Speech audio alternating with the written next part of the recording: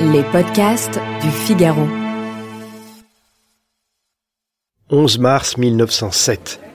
Nous sommes à la Chambre des députés. L'atmosphère est fiévreuse. Tous les députés sont là.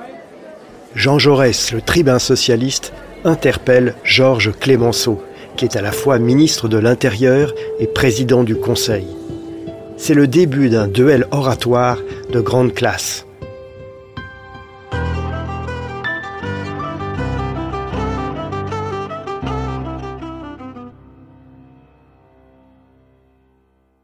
Les jours précédents, le syndicat des électriciens de Paris s'était mis en grève.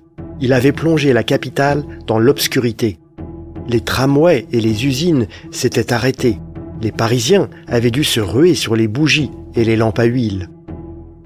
Furieux, Clemenceau avait ordonné au 5e régiment du génie, cantonné à Versailles, de gagner Paris sur le champ. Il avait donné pour instruction à ses militaires de remplacer les grévistes et de remettre en marche les usines d'électricité. C'est bien ce que Jaurès reproche à Clemenceau. Il l'accuse de réduire à néant le droit de grève des ouvriers. Dans l'Antiquité, lance Jaurès ironique, les ouvriers qui fabriquaient le pain, pour n'être pas exposés à des tentations de grève, étaient des esclaves, déclare-t-il. Plus grave encore, aux yeux du leader socialiste, le recours à l'armée pour remplacer les grévistes est un précédent dangereux. Et Jaurès s'interroge, moqueur. Y a-t-il un article de votre constitution républicaine qui décrète le droit perpétuel et ininterrompu à la lumière électrique ? Quand les citoyens seront exposés par l'effet d'une liberté à quelque ennui, est-il entendu que cette liberté devra être suspendue ? Clemenceau se lève et répond. De quel droit il a ordonné à l'armée de se substituer aux grévistes ?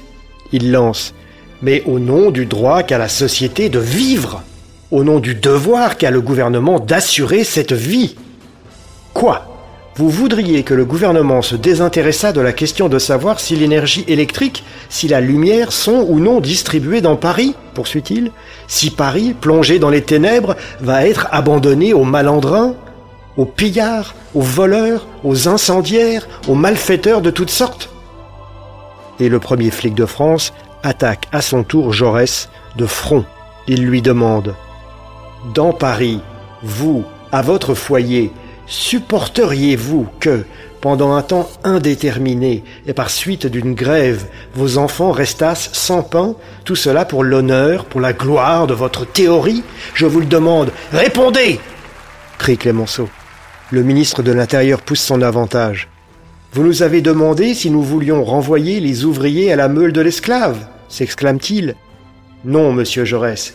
Nous n'en voulons pas faire des esclaves, mais nous ne voulons pas davantage en faire des tyrans.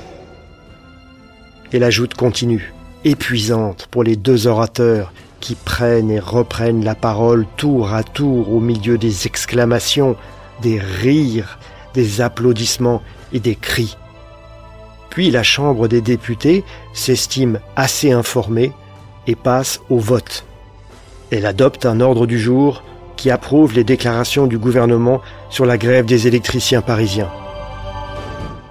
378 députés votent pour, 68 seulement contre. Clemenceau a gagné. Il est conforté dans ses fonctions et sa politique. Si la Chambre des députés l'avait désapprouvé, il aurait dû démissionner.